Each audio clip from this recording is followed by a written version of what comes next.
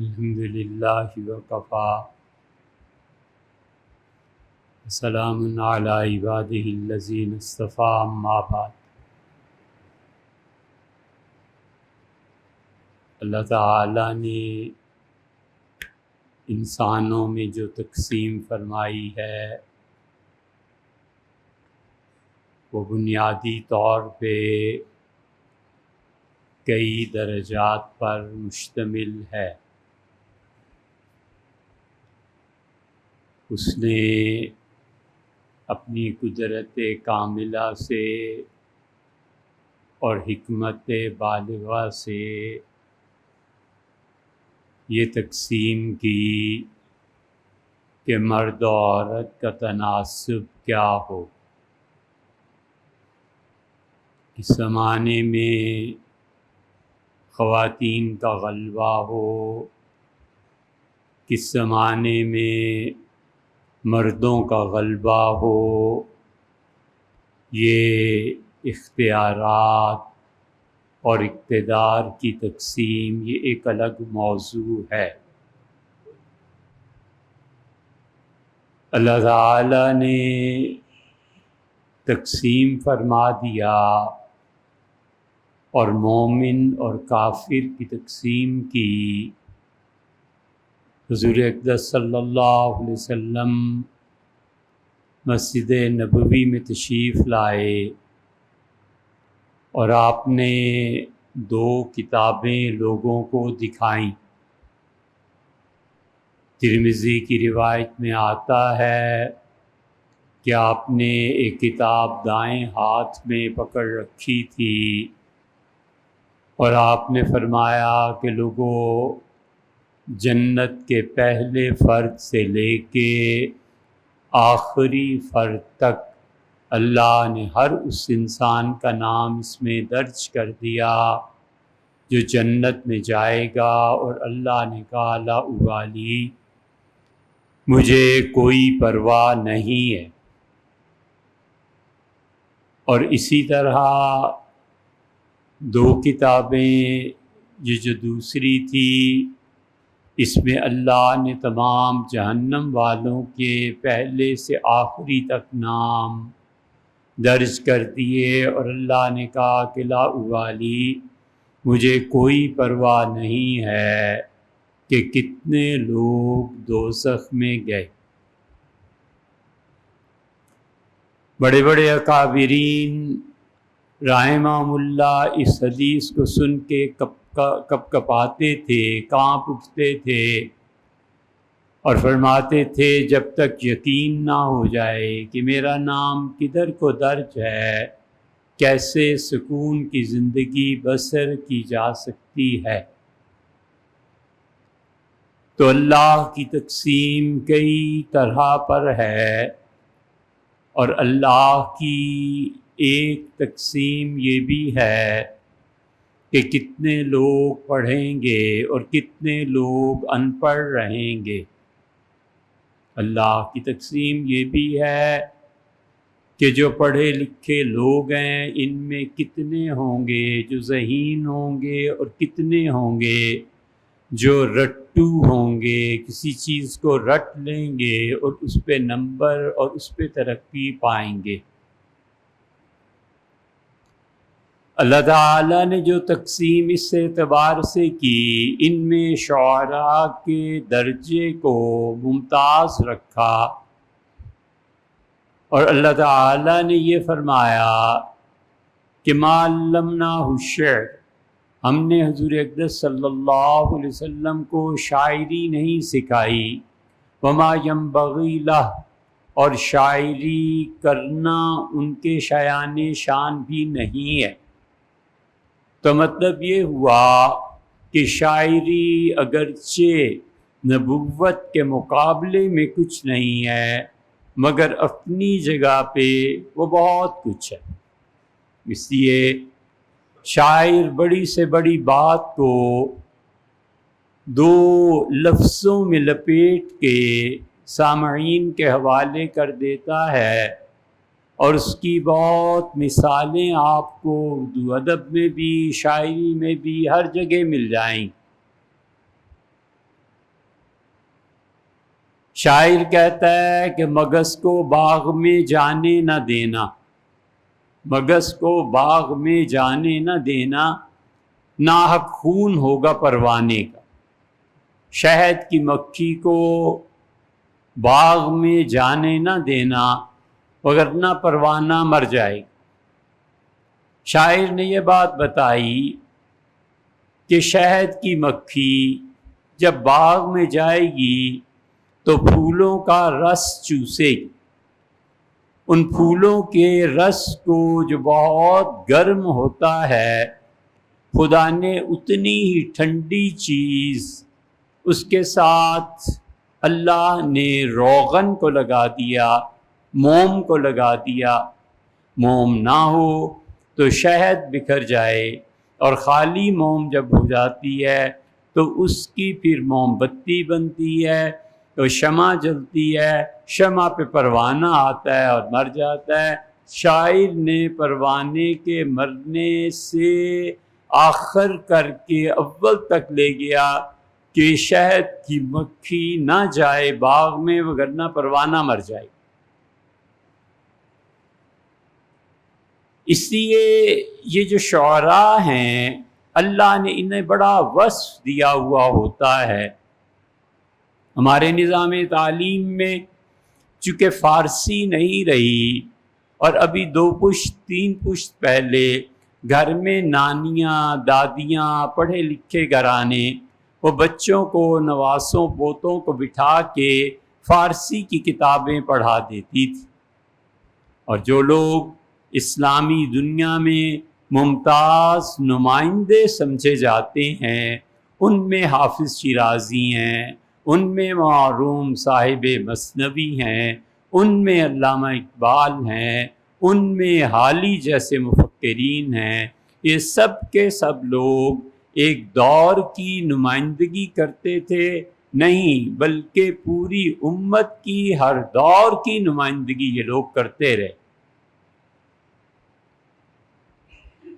اسی حافظ شیرازی یہ کہتے ہیں غالباً یا معروم مثنوی میں، بہرحال یہ تحقیق کر لینا، انہوں نے کہا کہ چو ذوق نغمہ کم یابی، جب تم یہ دیکھو کہ گانا سننے والے توجہ نہیں کر رہے، چو ذوق نغمہ کم یابی، جب تم دیکھو کہ لوگ موسیقی کی طرف متوجہ نہیں ہو رہے، تو تمہیں چاہیے کہ تلخ ترمی زن، پہلے سے اونچی آواز میں بولو۔ کب تک کانوں میں ان کی آواز نہیں پڑے گی؟ نوارہ تلخ ترمی زن چو ذوق نغمہ کم یابی، اللہ اگر لوگوں میں سننے کی صلاحیت ختم ہو جائے تو اپنی آواز کو اور بلند کر۔ حدیرہ تیز تر میخاں شتربان، اونٹوں کو چرانے والے، تم نے دیکھا ہے وہ جو نغمہ گاتے ہیں جس سے اونٹ مستی میں آ جاتا ہے، حدیرہ تیز تر میخاں چو محمل را گراں بینی، اور کبھی تمہیں احساس ہو جائے کہ سفر لمبا ہے اور سامان زیادہ ہے تو اپنے دل کو ہدی کی طرف لے جا، اونچا اونچا ہدی کو پڑھ، اس نغمے کو پڑھ جس سے سواری رقص میں آ جائے اور تیرا راستہ آسان ہو جائے۔ اس لیے ہم سب کو غور کرنا چاہیے کہ ہدی کیسے بلند ہوتی ہے اور نوا تلخ تر کیسے ہوتی ہے۔ ہم جن حالات میں گزر رہے ہیں، ایک افسوسناک بات یہ ہے کہ آج عید کے بعد غالباً پہلا جمعہ ہے جس میں لوگ اپنے گھروں کو لوٹے اور مسجد آئے، اور حکومت کی رپورٹ کے مطابق 35 لاکھ افراد نے قربانی نہیں۔ ہزاروں لوگ آپ کو ملیں گے جنہوں نے ایک شرط پوری کر دی اور وہ جو سال ہا سال سے ابن عن جدن فور فادر سے قربانی کرتے آئے، انہوں نے بھی جھجک کے کچھ قربانی کر دی، مگر اصل میں وہ قربانی کرنا بہت دشوار تھی۔ دل کی تمام تر خواہشات پر انہوں نے چھری چلائی بجائے اس کے کہ جانور پر چھری چلاتے، اس لیے کہ حالات معیشت کے برباد ہو۔ ہم سب کو سوچنا چاہیے کہ اب ہم تیسری یا چوتھی نسل ہیں، اور آج نہیں تو کل موت آ جانی ہے۔ ہم اپنے بچوں کو کس حال میں چھوڑ کے جا رہے ہیں؟ ہم نے اگلی نسل کو کس حال میں چھوڑنا ہے؟ اور اس کے بعد جو آگے پوتے اور نواسے ہیں وہ کب حیوانیت کی زندگی سے نکلیں گے؟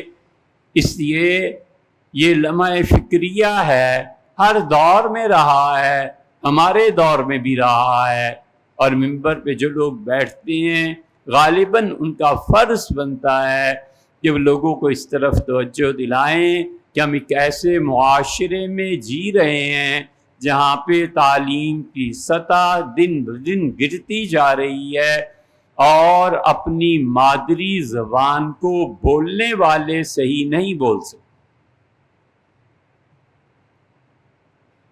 ہم ایسی جگہ پہ جی رہے ہیں جہاں پہ معاشیات دن بدن برباد ہو رہی، اور قیمتیں آسمان کو چھو رہی ہیں، اور جو آدمی قربانی کرتا تھا اس کے خواب و خیال میں نہیں ہے کہ وہ 1,00,000 کا کوئی جانور خرید سکے، اور گر جائیے 70-80 ہزار کا جانور خرید سکے۔ یہ سب لوگوں کی محرومی ہے، اور 35 لاکھ افراد نے قربانی صرف یہ کہ نہیں کی، اور تمام خاندان بچوں کی خوشی کو قربان کرنے کے بھی مرتکب ہوئے، اور وہ اپنے گھر میں گوشت کا کتنا ذخیرہ کر سکتے تھے جبکہ اصل جانور ہی موجود نہیں۔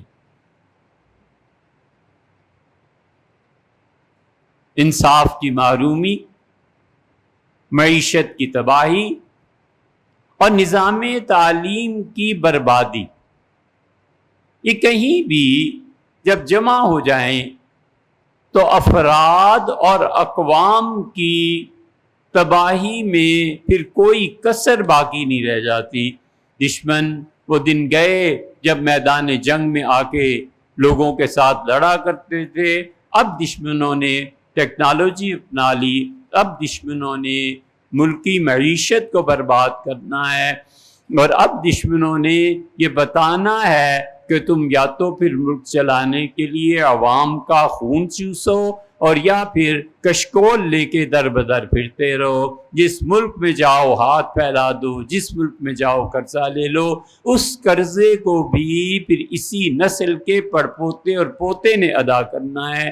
کب تک یہ سلسلے چلیں گے، اور کب تک یہ چیزیں، اور جبر کا وہ ماحول جہاں لوگوں کی عزت نہ رہے، جبر کا وہ ماحول جہاں پر کسی انسان کو سر اٹھا کر چلنے کی اجازت نہ ہو، اور جبر کا وہ ماحول کہ مرد تو مرد رہے، عورتیں تک تشدد کے شکار ہونے لگیں۔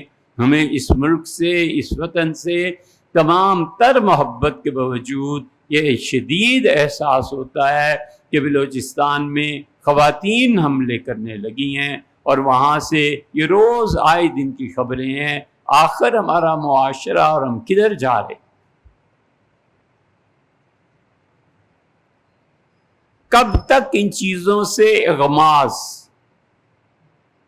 کب تک ان چیزوں سے نظر سے ہٹانا اور پوشیدہ رکھنا رہے گا؟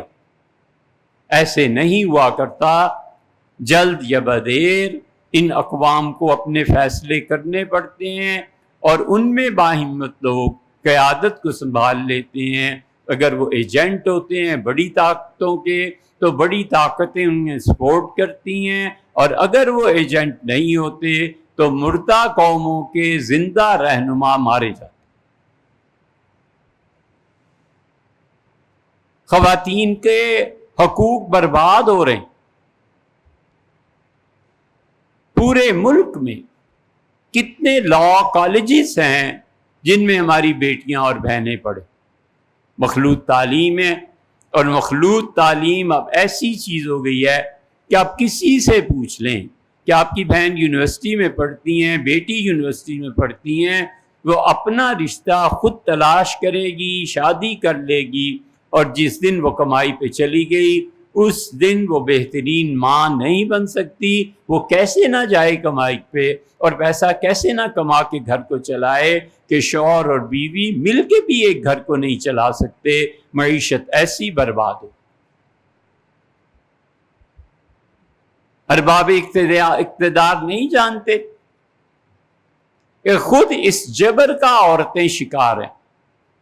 جب کوئی چیز جبر کے تحت منوانے کو نہیں رہتی تو آخری حربہ پہ استعمال ہوتا ہے کہ صاحب اس پہ دستخط کریں، جناب والا اس بات کو مانیں، یہ بیان دیں، وگرنہ آپ کے گھر میں خواتین بھی ہیں، اور جو نہیں کرتا پھر اس کی بیٹیاں بھی اٹھا لی جاتی ہیں، پھر جو نہیں کرتا ان خواتین پہ بھی جو کچھ ہوتا ہے آپ سب جانتے ہیں، ہمیں اس کے دہرانے کی ضرورت نہیں.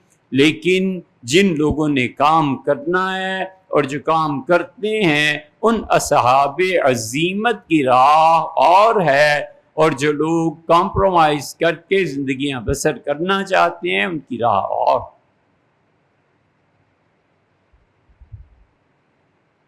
انیس سو 28 میں یا پھر 31 میں گاندھی آئے اور پٹھانوں کا بہت بڑا مجمع تھا، بنیر، سوات، ہر جگہ کے لوگ آئے ہوئے تھے، اور 70-80 ہزار کا اجتماع تھا. اس نے کہا میں یہ دیکھنے آیا ہوں پٹھانوں کہ جو بات بات پر گولی چلاتے تھے اور پستول نکال لیتے تھے، انہیں خان عبد الغفار خان نے کیسے پرامن شہری بنا دیا ہے، اور عدم تشدد کا میرا فلسفہ کس طرح انہوں نے اپنایا.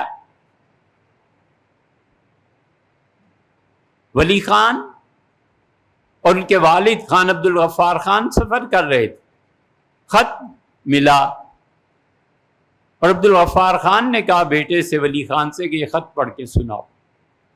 خط انہوں نے کھولا. کوہاٹ سے ایک عبد الغفار خان تھے ان کے ہم نام، انہوں نے وہ خط لکھا تھا. اب بھی ان کی اولاد ممکن ہے زندہ ہو، اب بھی ممکن ہے پٹھان انہیں جانتے ہوں. اسے خط میں لکھا کہ خان صاحب میں نے آپ سے وعدہ کیا تھا کہ میں زندگی بھر پٹھان ہونے کے باوجود تشدد نہیں کروں گا، اور میں عمر بھر کبھی بھی بندوق نہیں اٹھاؤں گا. میں یہ خط آپ کو لکھ رہا ہوں. سب سے پہلے آپ سے معافی مانگتا ہوں کہ میں نے اب پستول اٹھا لی. اور صورت حال یہ ہے کہ مسلم لیگ کے غنڈے، بدماش اور پٹھانوں میں جو ملا بکے ہوئے ہیں اور گورے، یہ سب مل کے ہم آزادی پسندوں پہ اتنا تشدد کرتے ہیں کہ اس جوانی کے دور میں ننگا کر کے گھروں میں داخل کر دیتے ہیں، گھس جاتے ہیں، اور ہماری ماں بہنوں کو کہتے ہیں یہ ہے تمہارا بیٹا. جوانی کے دور کا ایک لڑکا، ماں بہنیں اپنی آنکھیں بند کر لیتی ہیں اور مارتے ہیں اور کہتے ہیں دیکھو. میرے ساتھ یہ ہوا ہے، جیل کاٹ کے آیا ہوں 4 سال، کوئی پرواہ نہیں، آپ کا پیروکار ہوں، کوئی مسئلہ نہیں قربانی دینے سے. لیکن جب بات ماں اور بہن تک پہنچے تو حضرت یہ پٹھان کی غیرت برداشت نہیں کرتی. میں سب سے پہلے آپ سے معافی مانگتا ہوں کہ میں آپ سے وعدے کو توڑ رہا ہوں، اور پھر اللہ سے معافی مانگتا ہوں کہ میں خدا نے منع کیا ہے لیکن حرام موت مر رہا ہوں. پستول میرے ہاتھ میں ہے، اور آخری خط آپ کے نام سے اپنے آپ کو گولی ماری اور مری.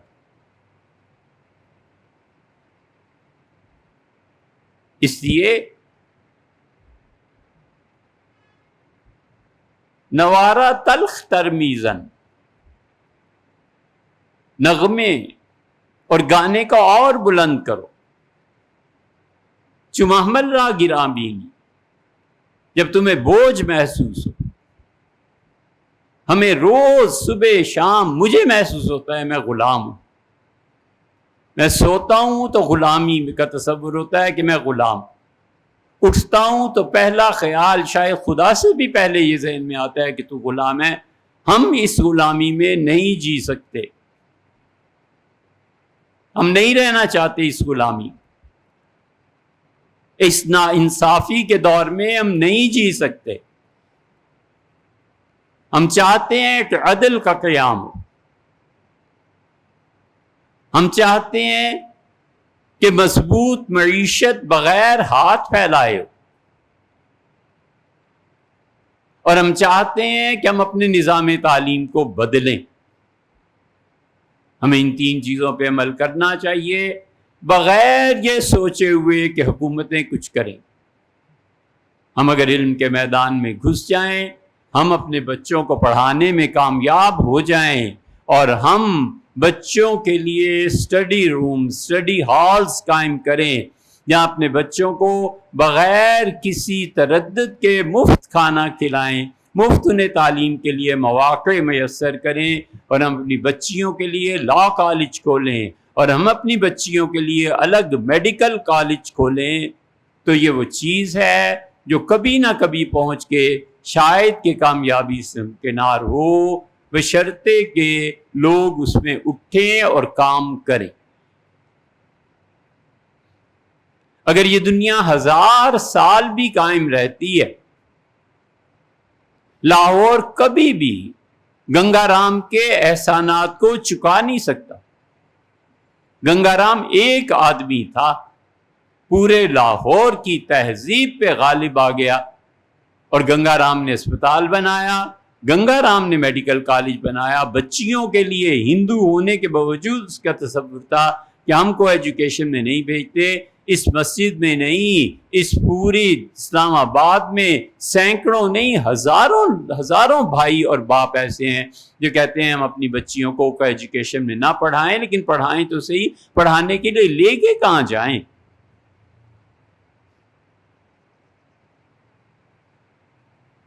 اس لیے ہم سب کو سوچنا چاہیے کہ ہم کب اس غلامی کی زندگی کو اتار پھینکیں. تشدد کے ذریعے نہیں، علم کے ذریعے. وہ لوگ جو حکمرانی میں ہیں، وہ لوگ جو اعلیٰ عہدوں پر فائز ہیں، لاہور کینٹ کیا پورے ملک کے کینٹس میں کوئی الاؤ نہیں کیا انہوں نے اپنے بچوں کو کہ پتنگ اڑاؤ، اور بسنت آ گئی ہے اور یہ ہو گیا اور وہ ہو گیا ہے. اور سول میں انہوں نے منع بھی نہیں کیا. ان کا یہ جو بسنت منائیں گے، انہوں نے کیا پڑھنا لکھنا ہے؟ ہمارے بچوں، تم جب پڑھو گے تو تم ہی ان پہ حکمرانی کرو.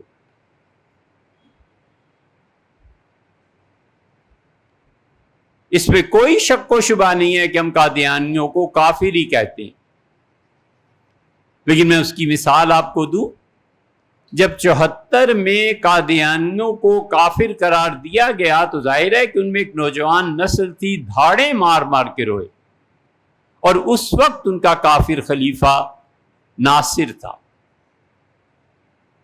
اور ناصر نے ان بچوں کو سنبھالا، کھڑا کیا. اس نے کہا بچوں 3 کام کرنے ہیں. جو نہیں پڑھ سکتا تجارت میں چلا جائے گا، جو پڑھ لکھ سکتا ہے وہ اعلیٰ تعلیم حاصل کرنے بیرون ملک جائے، اور تیسرا طبقہ فوج کا ہے جہاں اپنے بچوں کو بھیجنا ہے. میرے بچوں رو نہیں، رونے سے کام نہیں بنتا. وقت آ جائے گا جب تم دیکھو گے کہ ان بڑے بڑے لوگ جو آج ہمیں کافر کہہ رہے ہیں تمہارے پاؤں پکڑیں گے آ کے. تم اطمینان رکھو، تم نے ان 3 فتوحات کو قائم رکھنا ہے. اور نتیجہ اس کا یہ نکلا کہ قادیانی ڈاکٹر بلایا امریکہ سے جنرل مشرف نے، اور جنرل مشرف کے جب اس نے اپنے علاج کرایا، یہ سب ریکارڈڈ چیزیں ہیں. اس کے علاج اس سے کہا محافظ الرحمان صاحب دل کا دورہ، یہ تکلیف وہ تکلیف، کچھ نہیں، بلاؤ قادیانی کو اور مولانا کا آپریشن کرے. قادیانی ڈاکٹر نے آ کے مولانا کا آپریشن کیا. باپ کفر کی اس تحریک میں الحمدللہ انہوں نے اسمبلی میں فتح پائی اور بیٹے کا علاج قادیانی کر رہے ہیں۔ یوں ہوا کرتا ہے قوموں کا رجحان، اور یوں حقائق سے انسان اپنے آپ کو منواتا ہے۔ ہم کیوں غافل ہیں؟ ہم کیوں کہیں اور دیکھ رہے ہیں؟ ہم کیوں نہیں سمجھتے کہ ہمیں اپنے حالات کو بدلنا ہے؟ سر سید جالندھر پہنچے اور سر سید کو کہا گیا، نواب محسن الملک لکھتے ہیں کہ سر سید اور ہم ساتھ تھے، چندہ لینے پہنچے۔ سردار شوکت حیات نے واہ سے چندہ دیا تھا انہیں، اور سردار شوکت حیات کا، سردار شوکت نہیں، اس کے دادا نے، اس کے دادا کا نام میں نے خود علی گڑھ میں پڑھا۔ سر سید نے کہا جو 500 روپے دے گا اس کے نام کو ہم درج کریں گے ایک بہت بڑے ستون پہ، جو اصل میں علی گڑھ کی بنیاد رکھنے والے وہ ہیں، اس پہ ان کا نام ہم نے دیکھا۔ وہ اتنے بڑے رئیس تھے کہ انہوں نے اپنے زمانے میں جب اپنے بیٹے کی شادی کی 2000 گورنر جنرل سے لے کے نچلے عہدے تک 2000 افراد پنجاب میں انہوں نے بیٹے کے ولیمے میں بلائے۔ حرام کا مال، انگریزوں کی دین ہونا ہی تھا۔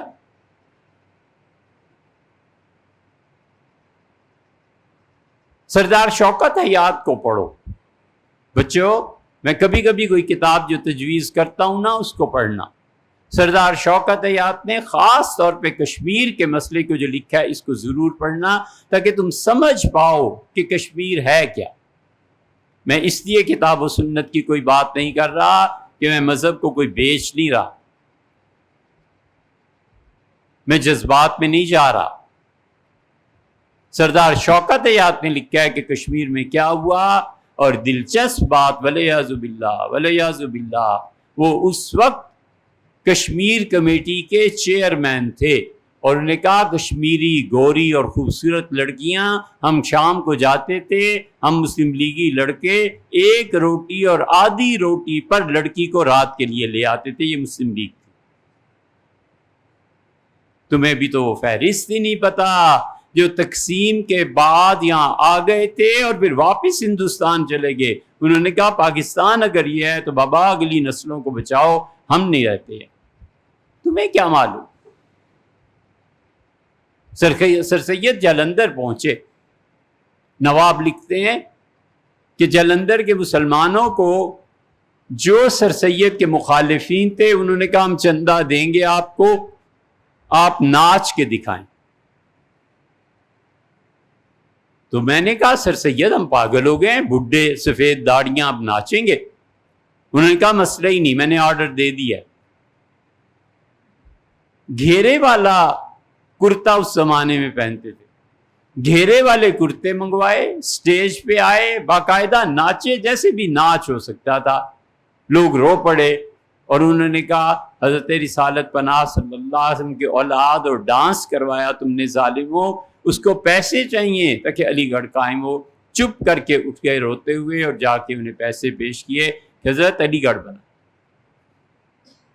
یہ علی گڑھ نہ بنا ہوتا، پوری دنیا کے حالات، اس فکرے کا وزن ذرا یاد رکھنا، اس پوری دنیا کے حالات پر اثر انداز ہوا ہے ایک دیوبند کا مدرسہ اور ایک علی گڑھ یونیورسٹی۔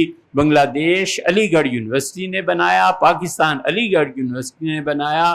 علی گڑھ اور دیوبند کی تحریکیں آج بھی چل رہی ہیں، آج بھی زندہ ہیں، تقسیم در تقسیمیں جو ہوتی چلی جا رہی ہیں یہ ایسے ہی نہیں ہو رہی۔ کاش کہ تم علی گڑھ کو پڑھتے اور تمہیں پتہ چلتا 17 جلدوں میں کلیات سر سید ہے، 17 جلدوں میں ہے، پڑھ ڈالو تک تمہیں پتہ چلے کہ ان لوگوں کا مسلک کیا تھا۔ یہ الگ بات ہے کہ وہ دو قومی نظریہ پھیلاتے رہے، اور دو قومی نظریہ کیا ہوتا تھا اور ایک قومی نظریہ، لیکن ان لوگوں نے جس چیز کو جائز اور حق سمجھا اسے پھیلایا۔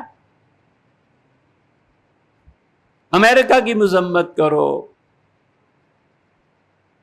امریکہ کے پرچم پہ چڑھ دوڑو، گالیاں لکھو اور دو، بھلا ان چیزوں سے کوئی دشمنیاں ہوتی ہیں؟ کیا اوچھے ہتھ کنڈے. کتنی خوبصورت بات علامہ نے کی. علامہ اقبال نے کہا کہ اگر کوئی شخص خدا ہونے کا دعویٰ کرے روا نیست، یہ ٹھیک نہیں ہے. سرزنش بے، ایسے آدمی کو مارو، قتل کرو، کچھ بھی کرو، تمہاری سزا بالکل برحق ہے. اگر قومیں بگویت، اور اگر پوری قوم مل کے کہے کہ اس وقت دنیا ہمارے قبضے میں ہے، ہم دنیا کے خدا ہیں، ناروا نیست، تو برا نہیں ماننا چاہیے. اس عالم اسباب میں وہی خدا ہوتے ہیں جن کے ہاتھوں میں طاقت اور جو دنیا میں قدم سے قدم ملا کر آگے چلنے کی صلاحیت رکھتے ہیں.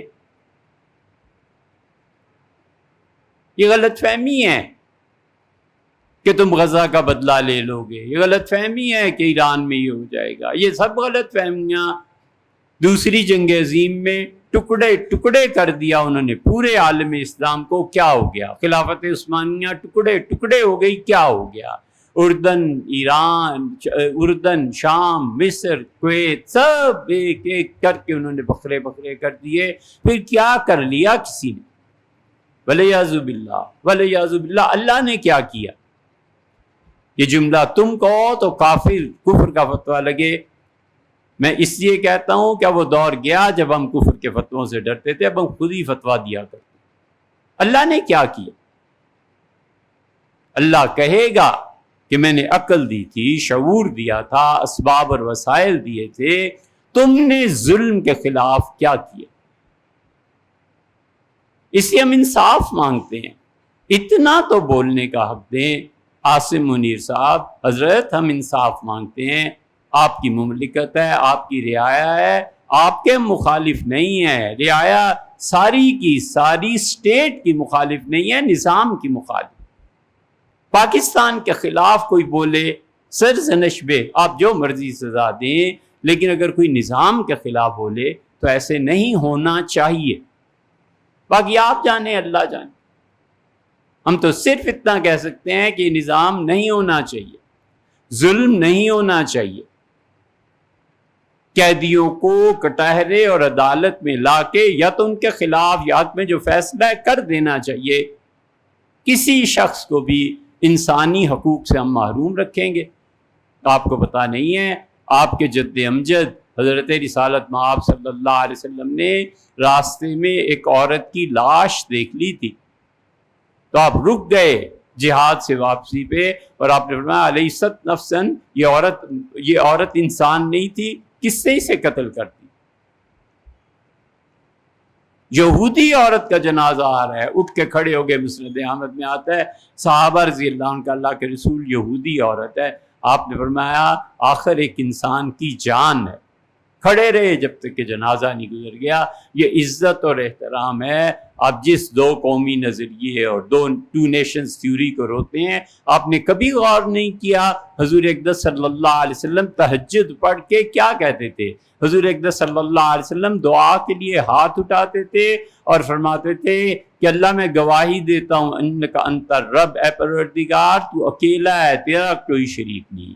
وانا نبیون، اللہ میں اس پہ بھی اقرار کرتا ہوں میں نبی ہوں. والنبیون، اور انبیاء علیہ الصلوۃ والسلام کی نبوت کا اقرار کرتا ہوں. والجنت حق والنار حق، اللہ جنت بھی برحق ہے، جہنم بھی برحق ہے، اللہ قیامت کا دن بھی برحق ہے. یہ سب چیزیں وَأَنَّ الْعِبَادَ كُلُّهُمْ إِخْوَةٌ، اور اللہ میں قسم کھاتا ہوں اس دنیا میں بسنے والے سارے لوگ آپس میں بھائی بھائی.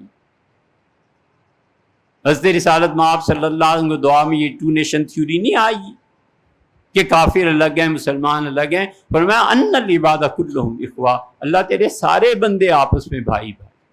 یہ امن ہے، یہ انصاف ہے.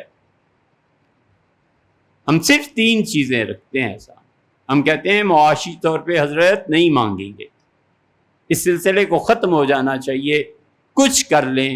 بڑی بڑی غیرت پہ داغ کی بات ہے ہم اٹھیں اور سعودیہ قرضہ دے تو فلاں قرضہ دے تو فلاں قرضہ دے، اور اس ملک میں نظام تعلیم کو نئے سرے سے استوار کرنا چاہیے. نیا سرا کیا، آج تک تعلیم ہمیں ملی کہاں؟ عورتوں کی تعلیم الگ، بچوں کی تعلیم الگ، دونوں کو الگ الگ کر دینا چاہیے، تاکہ اس سے جو معاشرتی فساد پیدا ہوتا ہے اس فساد سے ہم اپنے آپ کو باز رکھ سکیں۔ اور تیسری چیز معیشت اور انصاف اور تعلیم، انصاف کو بالکل برقرار رکھنا چاہیے۔ وہ کسے باشد، آپ اس عہدے پہ ہیں کہ آپ کا کوئی مخالف بھی ہو تو بھی آپ کو ٹھنڈے پیٹوں گوارا کرنا ہے۔ جو عزت اللہ نے آپ کو دی ہے اس کا تقاضا، اس منصب کا تقاضا بھی یہی ہے کہ آپ کھلے دل کا اظہار کریں، کم سے کم اپنی خلاف جو رائے ہے اس کو سننے کا حوصلہ تو ہم آپ سے یہی توقع رکھتے ہیں کہ ہونا چاہیے،